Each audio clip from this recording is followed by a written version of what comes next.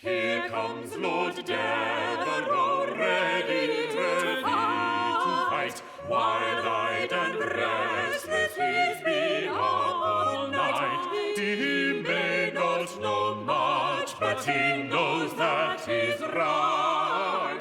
Never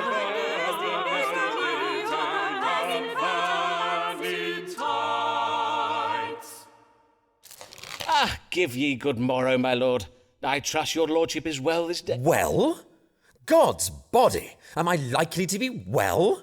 I have been languishing under lock and key while all England goes to ruin. Ah, yes. I did hear something of your arrest. I take it your encounter with the Queen did not go as well as planned. Of course it did not. Her Majesty the Queen of England awakening to find a man hovering over her bed like a grinning fool, clutching a bunch of flowers in one hand and a box of sweetmeats in the other? God's death! What is in you? What did you think would come of me sneaking into the Queen's bedchamber? But you were imprisoned in your York House residence, were you not? The fact that you were placed under house arrest and not imprisoned in the Tower surely speaks to the Queen's fondness for you. I trust your time in confinement was not uncomfortable, at least. Well, yes, my time away from the world and its trifling concerns did, in truth, prove useful. It afforded me time to reflect on larger questions, to take stock of my life and put recent events in perspective. Ah, I see. And what resolution did this quiet period of sober reflection bring you? A closer relationship with God? Or perchance you are resolved to spend more time with your family? What? Nay, I said my mind was turned to larger questions. To wit, am I destined for greater things? Am I chosen by God to rule a kingdom? For I must needs act. The realm is under threat from within. For why was I verily imprisoned? Was it merely to punish me for some trifling mistakes I made in Ireland? Nay, 'twas to separate me from the Queen. Well, I imagine after discovering you in Her Majesty's bedchamber... Do you not yet see? The Privy Council means to keep me away from Whitehall, lest I see how they have contrived to control and manipulate the Queen since I left for Ireland. My lord! Are you saying the Queen is weak and no longer in control of her reign? Aye, indeed. Something must be done about it. Well, man, do not just stand there. Yes, of course, my lord. Let us see whether the stars may give you your answer. Is Robert Lord Devereux, Earl of Essex, destined to, rule England?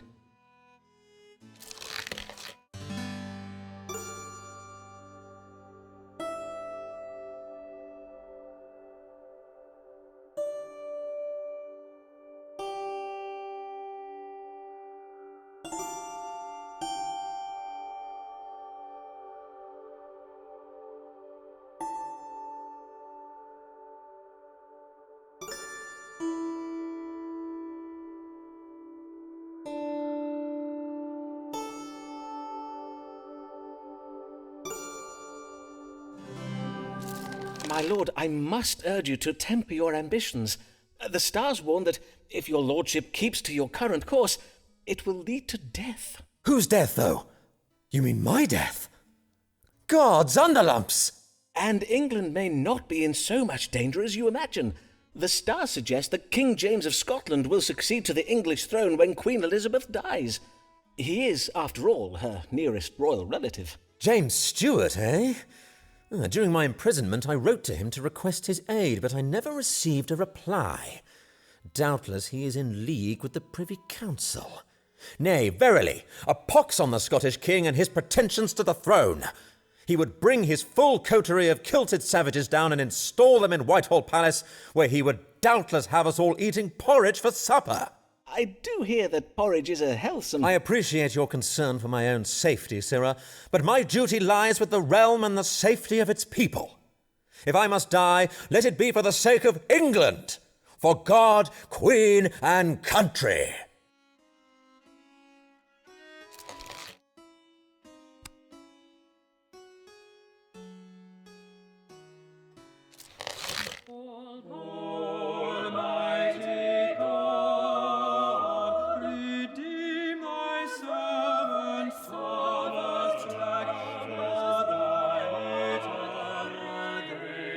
And mercy.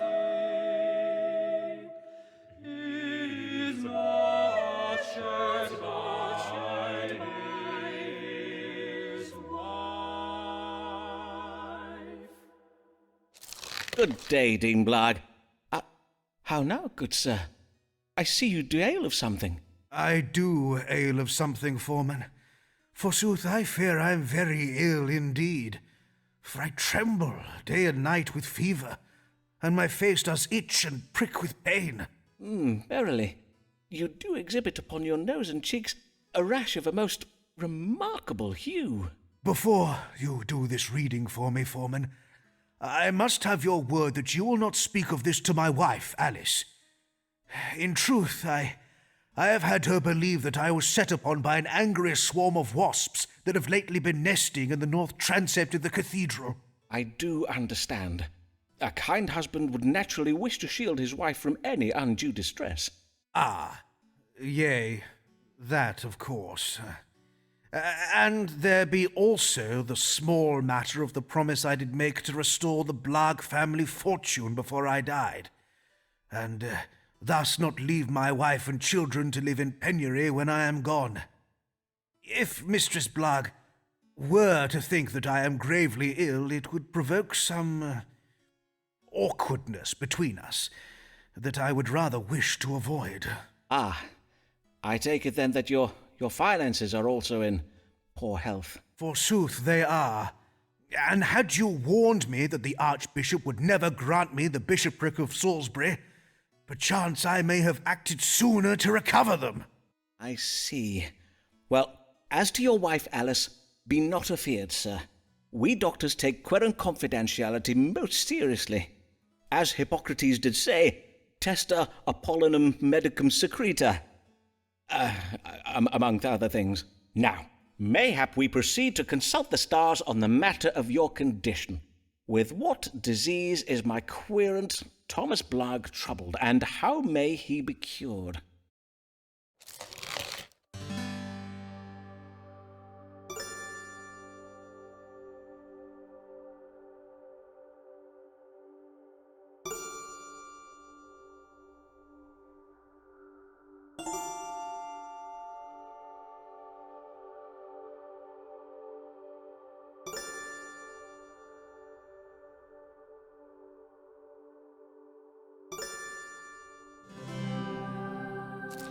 It would seem you are troubled with a severe disease of the skin known as erysipelas. It is quite serious, though you may find some temporary relief from the pain and fever by vigorously purging from your fundament. To induce such a thing, I do advise the consumption of a considerable quantity of prunes, or mayhap rhubarb. Of course, it does depend on the season. Erysipelas? Prunes? O merciful Lord, if it be thy will that I should die, and if thou hast writ these mortal signs upon the stars, I beseech thee, have thy servant Simon Foreman speak the truth. Prithee, sir, I had not finished. Oh, my dear friend, I will not lie to you. Your condition is quite advanced. In truth, I fear you must prepare for the worst. If you will not share this grave news with Mistress Blagg, perchance you might speak to her from the safety of, from beyond the grave? That is to say, write her a letter that may be read to her after you're gone. Your loving words, though thus delayed, may provide her comfort in her time of grief and destitution. God bless you for your candour, sir, as well your wisdom and friendship these last years. I will now go and pray upon what you have told me.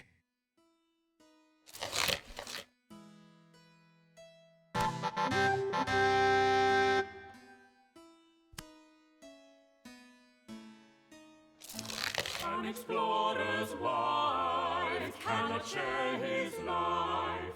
She is left alone, she is left alone.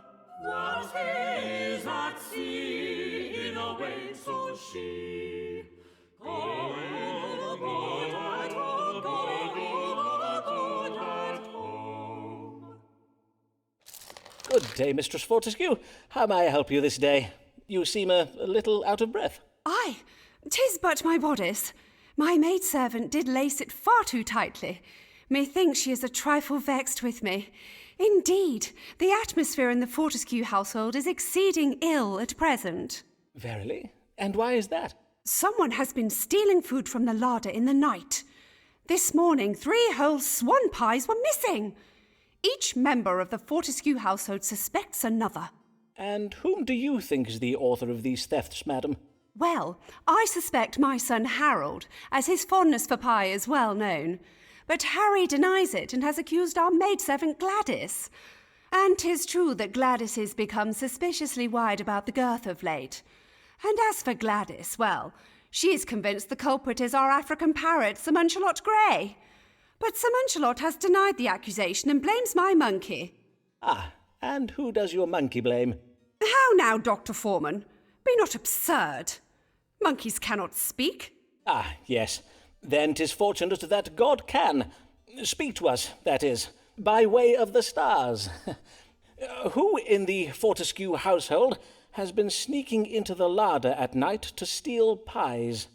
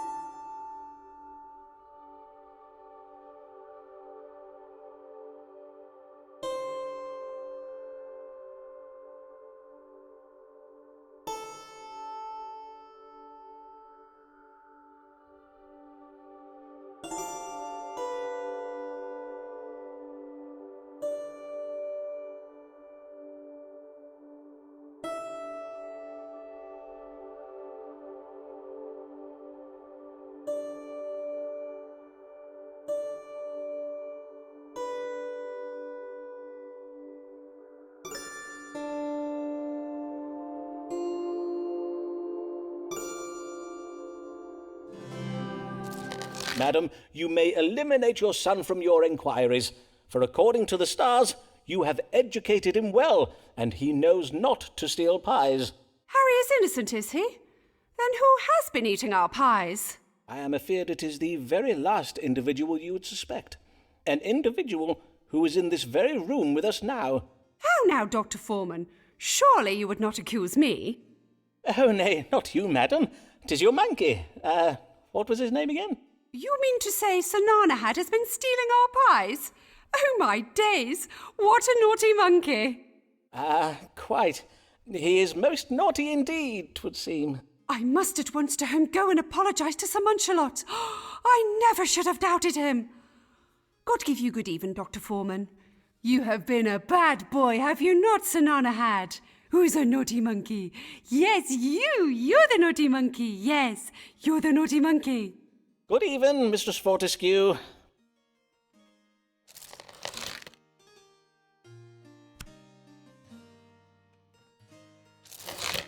Humphrey Bell, to play our leading Jane. You must pay the price of looking thin and nice. Drink of your fears, tis all your guilt and shame, lest you be judged and we accord you blame. Good even, Mr. Bell. What brings you so late this evening, young sir? Have you come from the playhouse? Yea, I'm come from playing a duchess in a special performance of Richard II. You know, that play that makes the Queen look bad. So, Mr. Shakespeare decided to revive his play, did he? I see. I need you to tell me what to do about my pay. Our seamstress told me she heard Mistress Burbage discoursing how John Crisp is getting paid a full shilling for each performance. And you feel this is unfair, I take it? I gather Mr. Crisp's pay is greater than yours. Aye, sir. 'Tis full twice as much coin as they pay me. What I get is barely enough to cover my rent. And my parts are well bigger than his, innit? And you can fathom no reason for this disparity in pay? He is more experienced, perchance. What? I've been on the stage since I was a boy, and John's been playing for less than a year. Nay, sir. Mr. Burbage and them other company sharers are paying me less on account of how I'm doing the lady parts. You mean to say you are being paid less simply because you perform lady roles? Indeed. John only gets them main parts because he's big and tall, but I'm well better than he is. Critics call my Ophelia the most tantalisingly nubile and tragical performance since Henry Condell's Juliet. Ah, yes. Having seen Hamlet, I would have to agree with them there. I must own that I, too, found your Ophelia most comely and alluring. Now, let's see what the stars advise. What can be done about you being paid less than players of masculine roles?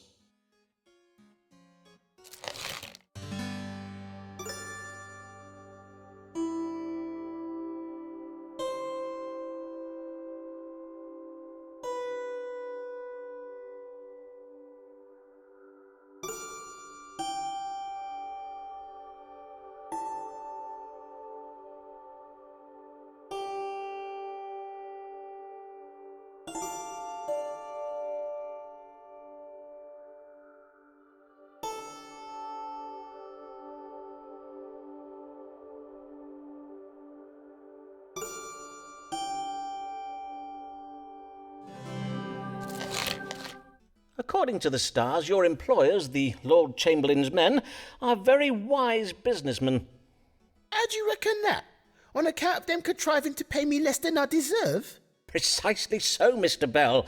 And being so wise, they doubtless deter their hired men from discoursing upon the coin they receive for their labour, perchance to the extent where the men harbour such feelings of shame and suspicion about it, they would more readily show each other their privy parts before they would show their pay. Aye, 'tis true enough. We oft pull our yardles out when we're jesting about and that. But as for a man's pay, forsooth, 'tis considered most private. Well, such prudery must end if you and your fellow players are to advance your interests, Mr. Bell. Indeed, methinks that if you were all to begin freely discoursing upon these matters, you will find you are not the only player being paid unjustly. If you do decide to demand more coin from your employers, I advise you to unify with the other hired men and speak as one voice. Zah!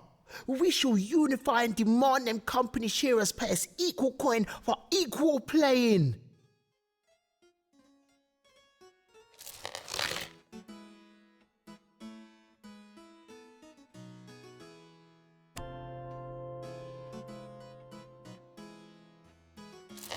Hear ye! Earl of Essex, foiled in Queen, kidnap, attempt, shocker! Biggest treason fail since Babington plot! Hear ye!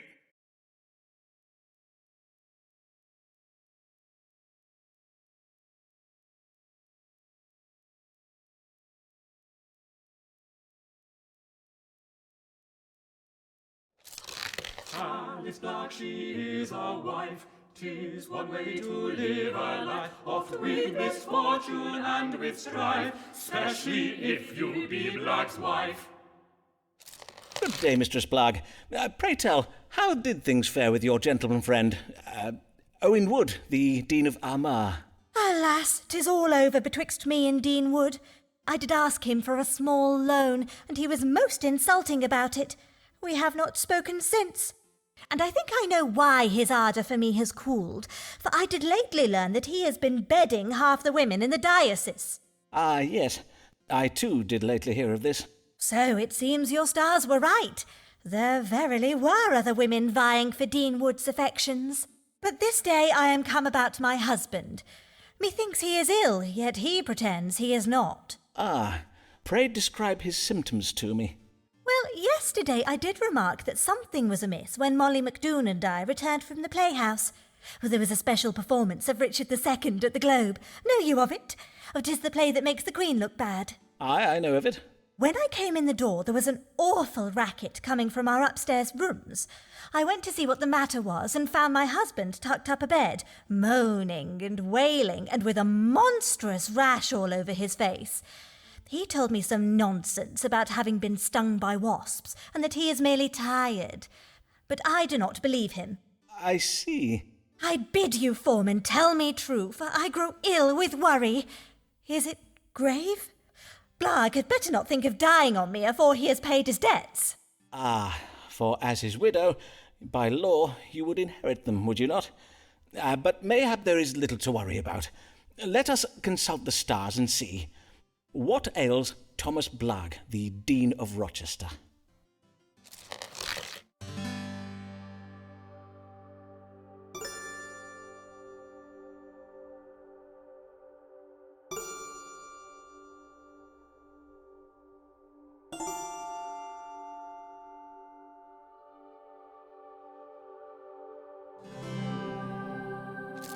Alas, I am afeard your husband is ill with a disease known as erysipelas. He is in grave danger. Indeed, his case is advanced and beyond treatment. There is nothing to be done now but prepare yourself for his death, Mistress Blagg. Madam? Alice? Come, Alice, I will find you a chair. Nay, I must not tarry. I am meeting Mistress MacDoon at the Bear for a quiet one. Good day, Foreman. But Alice...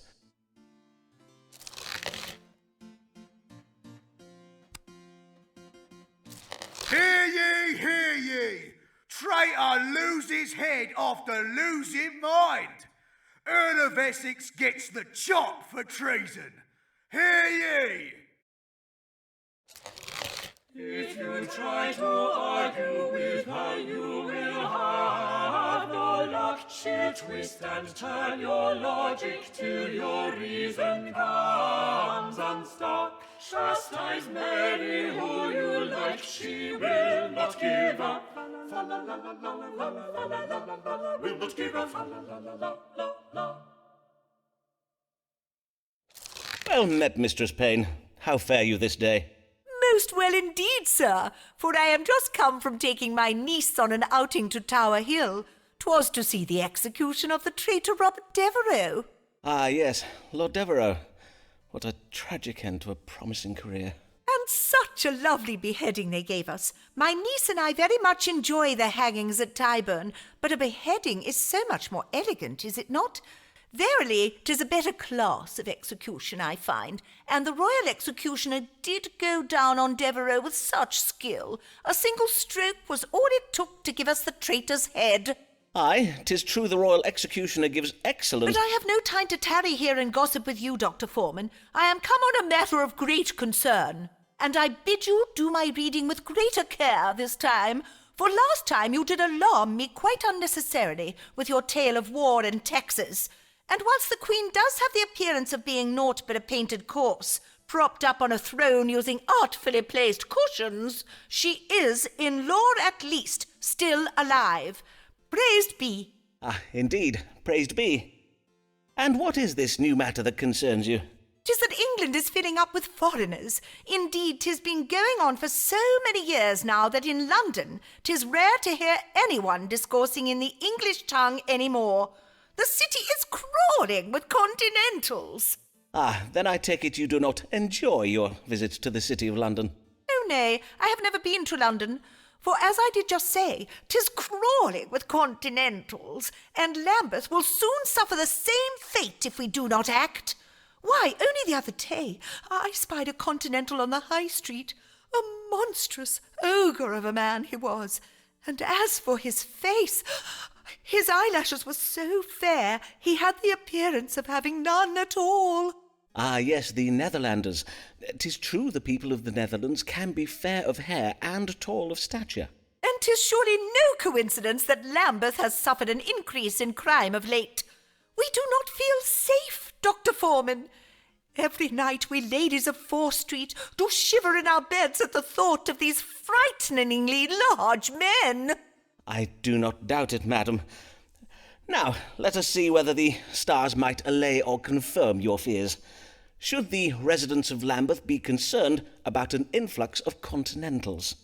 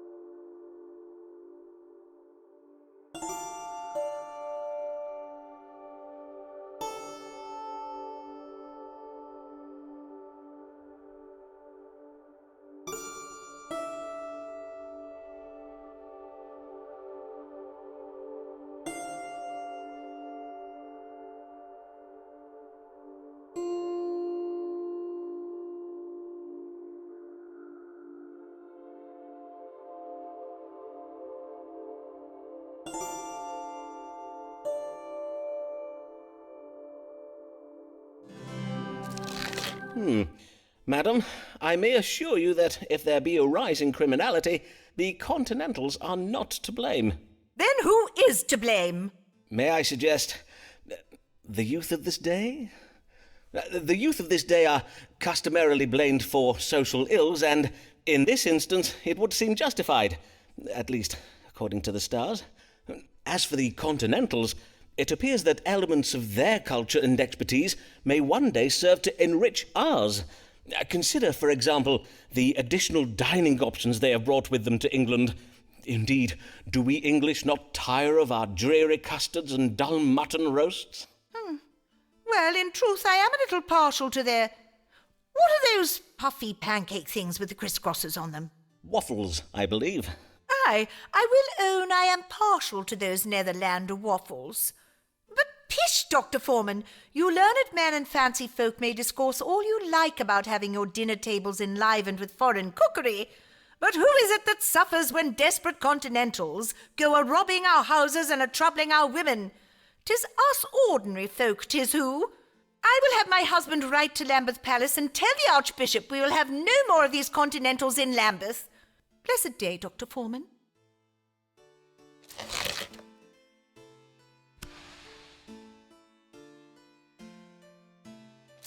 Hear ye, hear ye! Dean of Rochester Cathedral dies. New Dean pledges to refurnish empty cathedral. Hear ye!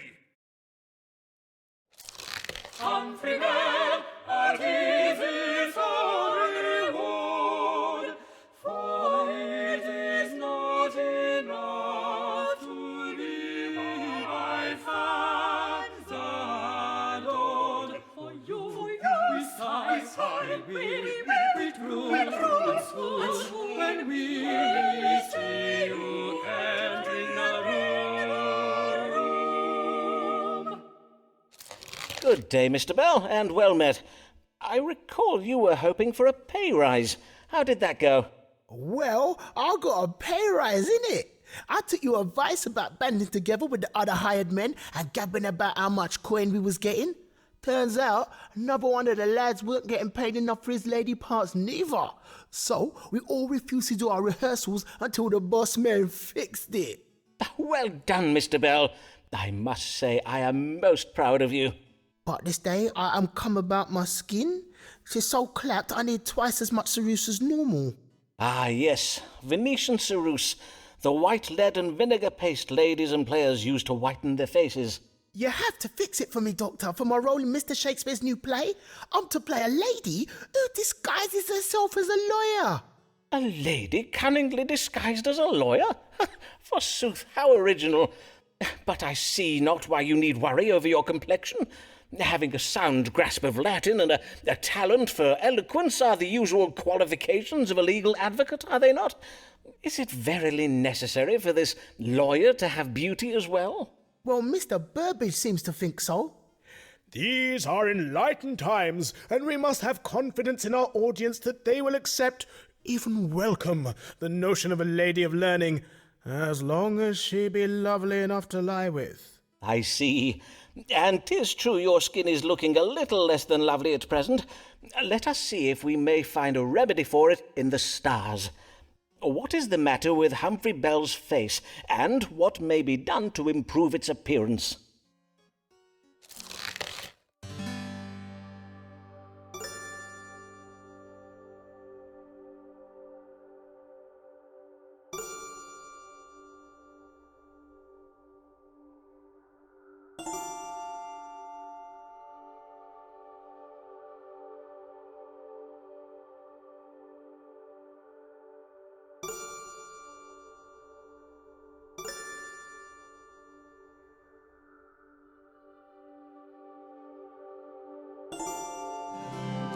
If I have learned anything from my feminine querence, 'tis that for most women beauty is not born but earned. 'Tis oft a mere artifice, produced by much labour and toil. But I do toil hard, Dr. Foreman. I use a 3-step beauty regimen to get myself looking lovely, innit? Only 3 steps? I must be frank with you, young sir. If you lack sufficient beauty, mayhap 'tis for a lack of effort on your part. I shall note some instructions down for you. Oi, if you please, Doctor. First, scrub your face with a mixture of eggshells, alum, and honey. Then you must apply rose water and lemon juice to help rid your face of wrinkles and blemishes. Then apply the white of a raw egg to your face. 'Twill act as a kind of glaze over your complexion. Oh, and have you considered purchasing an ass? Some of my querents bathe in ass's milk to soften their skin. I doubt my landlady will be allowing me to keep no donkey in her attic, but methinks I can do all them other things. I thank you kindly, Doctor. I promise I will not let you down.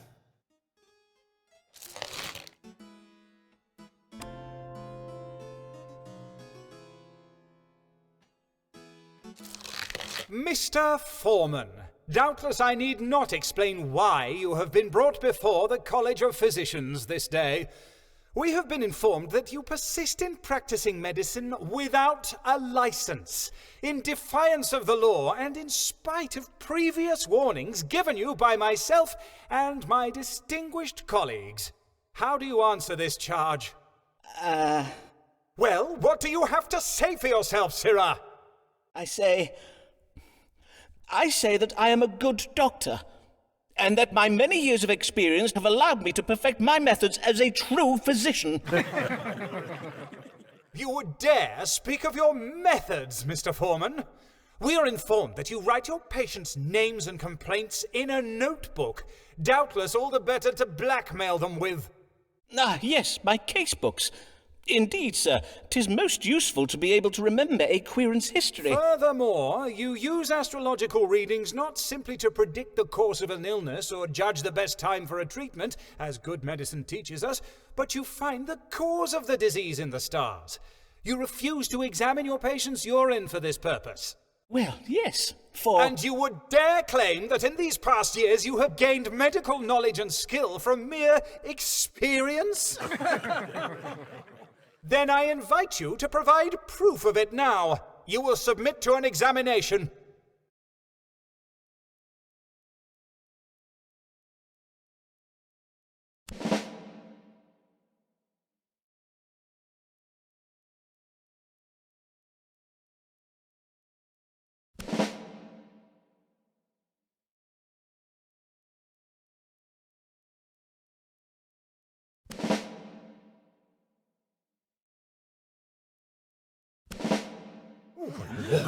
Silence!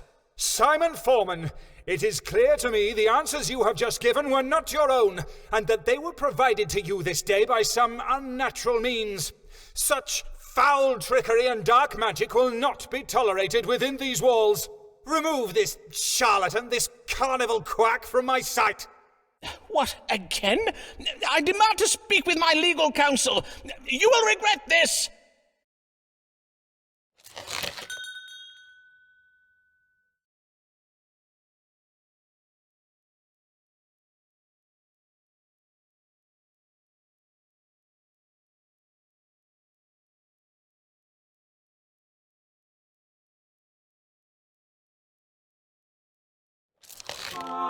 His blood has suffered woe, life has brought her very low.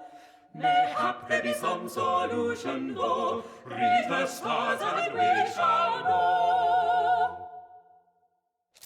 Well met, Alice, dear friend. Since your husband's death, I have oft thought of you. Fare you well? Oh, Foreman, I am sorry for not coming to see you sooner, for I was grateful for your warning about Blag's illness. It gave me the sense to bide with him in his final hours. It was only then that I did realise how much I did love the old fool, despite his mump-headed nature and his leaving me and the children with not a penny between us.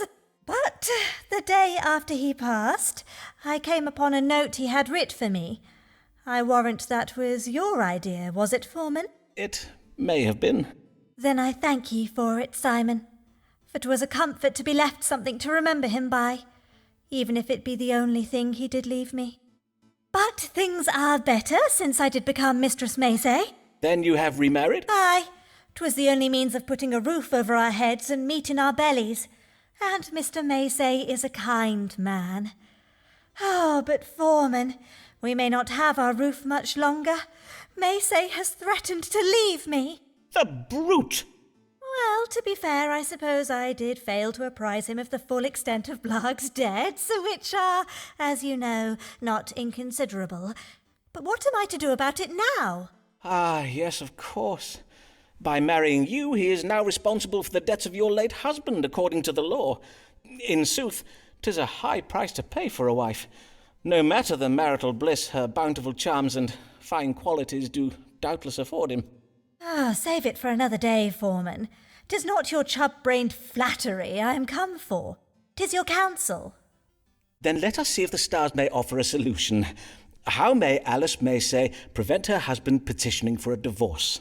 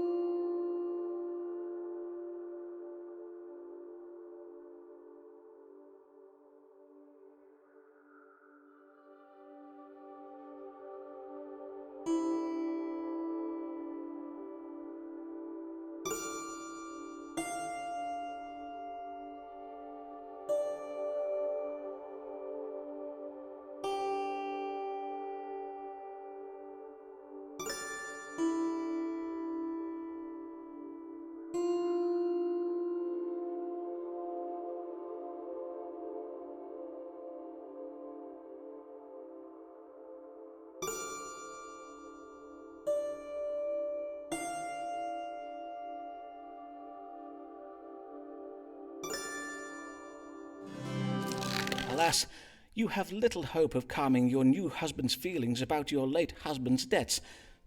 But the stars suggest that your family might go abroad, and thus put yourself out of the reach of Blag's creditors. You must do this without delay. Go abroad? You mean where foreigners live? Aye. My chart also suggests that you find some creative solution to ensure your husband's cooperation in such a project. Has he ever expressed an interest in the New World colonies? Or perchance you might suggest an extended tour of Roman antiquities. Nay, but I will put my mind to it. But if we do go abroad, this is doubtless the last time I shall ever see you, Foreman.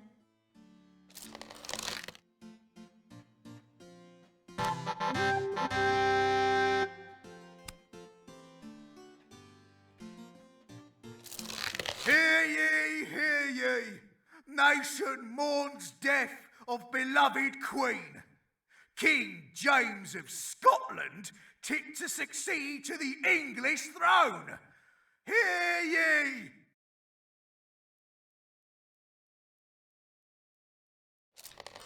Humphrey Bell, you must not take so ill, for though your beauty does fade, we do adore you still. Our eyes so wide, our thoughts so unrefined, at the sight of your shapely behind.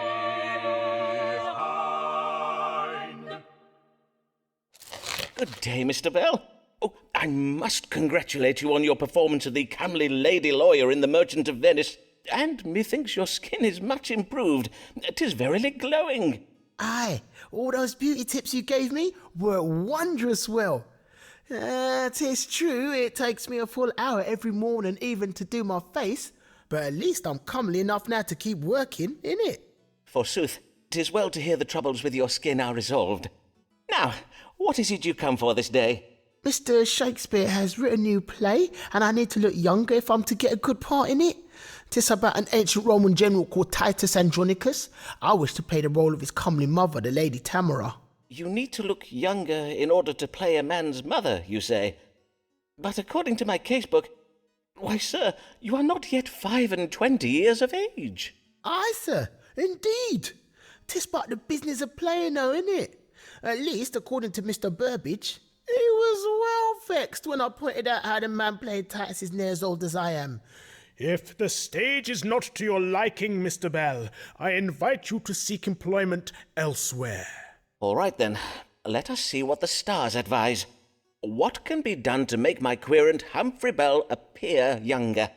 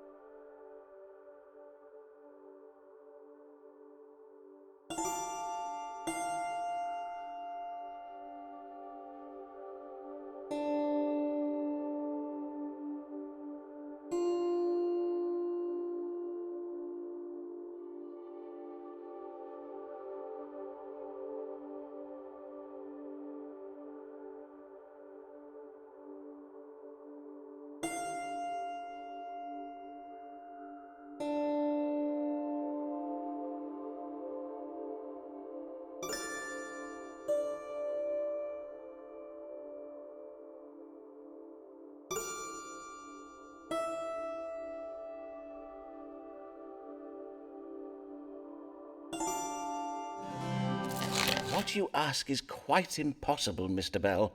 You wish for time to pass, so that you may gain experience and become a better player, do you not? And yet, paradoxically, you ask that time be suspended, so that you may remain young and comely enough to play these roles you have spent years training for.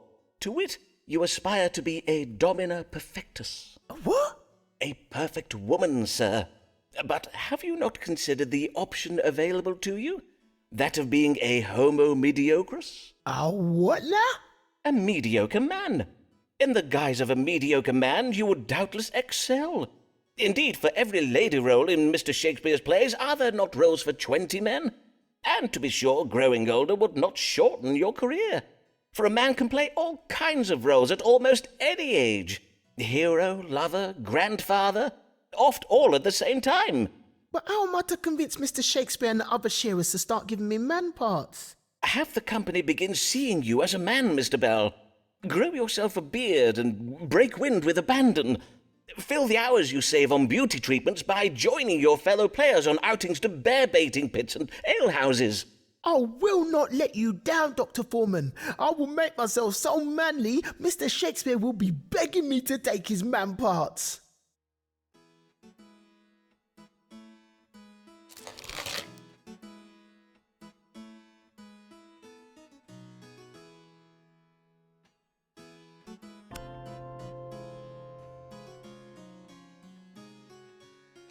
All this energy for dinners and parties, that's not say, can you conceive of what could be achieved if so to give a man? Good morrow, Mistress Fortescue. How may I do you serve? Oh, Dr. Foreman, I have urgent need of your advice. Oh, woe!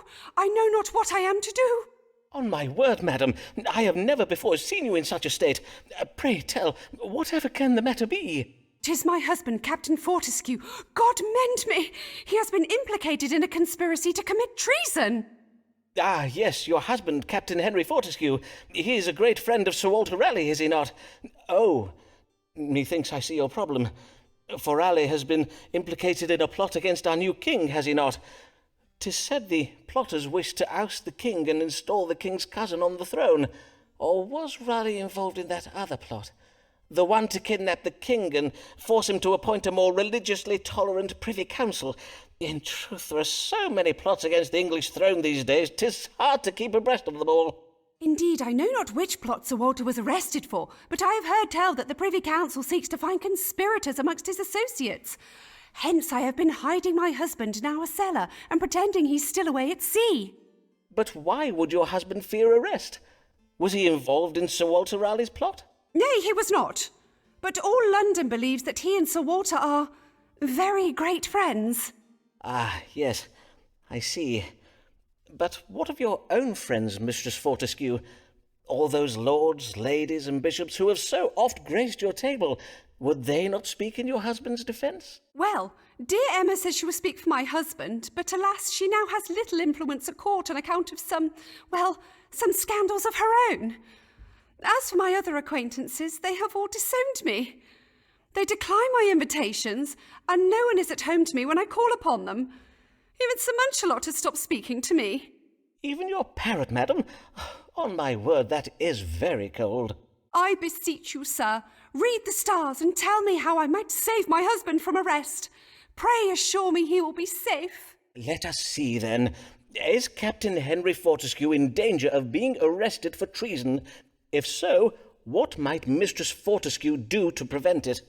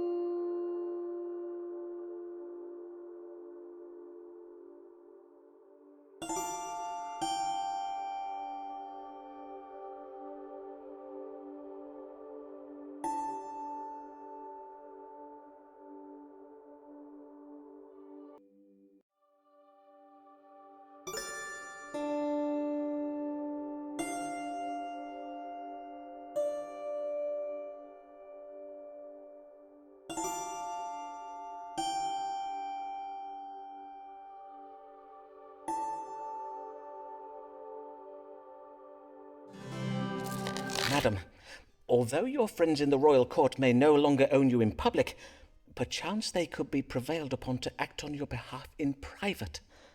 Verily, madam, I urge you to write to them and bid them use their influence in your family's favour.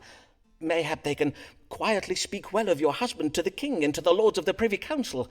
In the meantime, you must behave as if you have nothing to fear or be ashamed of, as if your husband is full innocent of treason.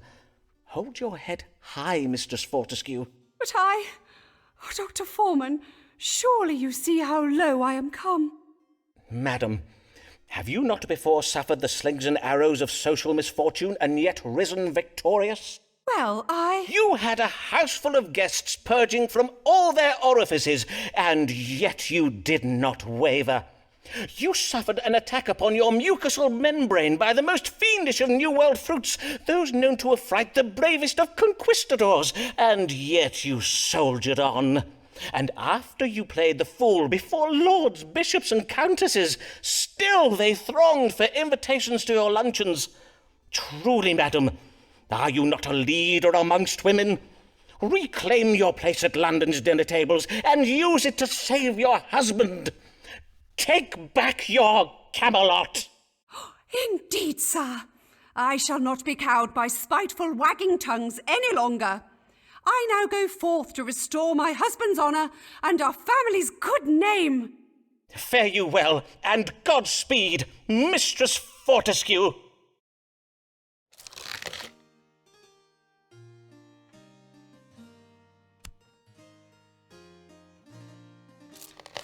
Humphrey Bell, your time upon the stage grows near to its end as you advance in age. But hold, no tears, come down, resign your fears, you're just too old to earn a living wage. Good day to you, young sir. May I say, your playing of Titus Andronicus's comely mother was excellent well. A wondrous performance, Mr. Bell. Aye, well, I did ask for a man's part, like you told me, but Bossman just winked at me and said he'd consider it, but only if I convince Mistress Burbage I'm a man first. Forsooth, how strange. I wonder what he meant by that. I know what he means though, innit? Mistress Burbage wants to move to me and Mr. Burbage knows all about it. On my word! But surely, Mr. Bell, If Mistress Burbage's attentions occasion you discomfort, you have merely to tell her so. Make it plain you wish your relationship to remain professional, and bid her abstain from any amorous advances. You what? Nay, sir. If I air her, she'll be vexed and I could lose my job. Know you what I mean? Ah, I see, yes. If she were to take umbrage, she might use her influence over her husband to prevent you from getting work. Well, I do have a recipe for a very effective aphrodisiac. Nay? Then let us see what the stars advise. How might Humphrey Bell calm the ardour of Mistress Burbage without it costing him his career?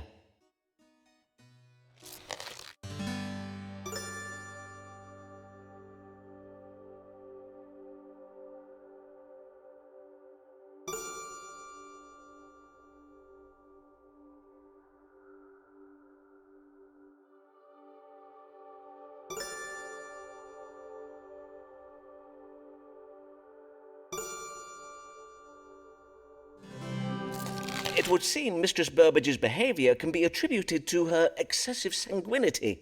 To wit, there is an imbalance of blood in her body. It compels her towards an indulgence in lustful passions. What do you mean, like? She's ill or something? Her grabbing me backstage and trying to bed me, 'tis an imbalance of blood making her do all that. So, how do I help her fix her problem then? Her problem? Oh, nay, Mistress Burbage is not ill.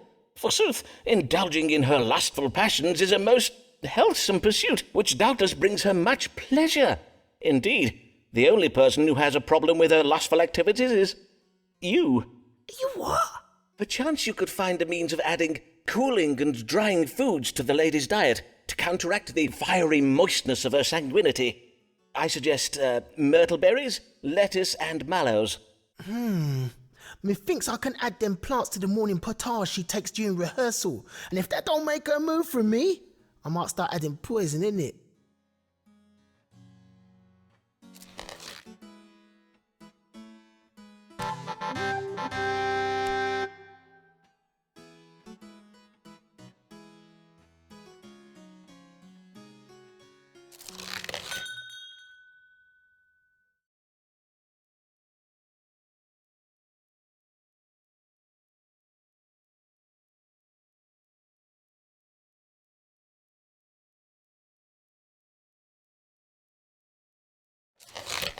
Here comes crafty Emma. What does she ask for now? Many times our wages needless to say.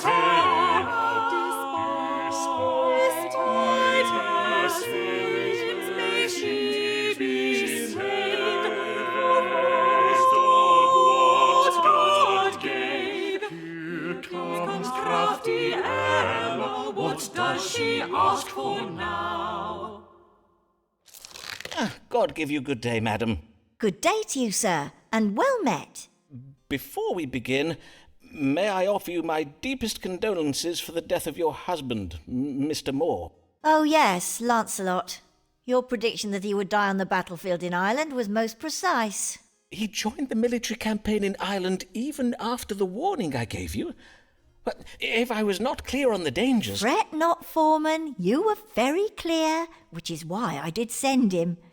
The little shrub humper was testing my patience. If I'd had to endure another word of his wretched sonnets, I would have beaten him to death myself. Having the Irish do it merely saved me the bother. Well, I am sorry to hear of your husband's passing, but, madam, are you quite well? You do not seem quite yourself this day, if I may remark on it.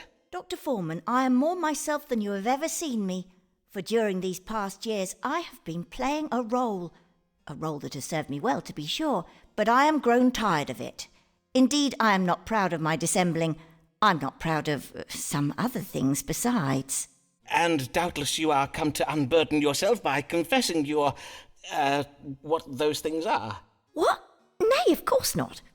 As I was saying, whilst my dissimulations have afforded me wealth and status, such a life as I have lived has not fulfilled me. For though I have been married many times and known many men, I have always lacked one important thing. A moral compass? And that thing is love.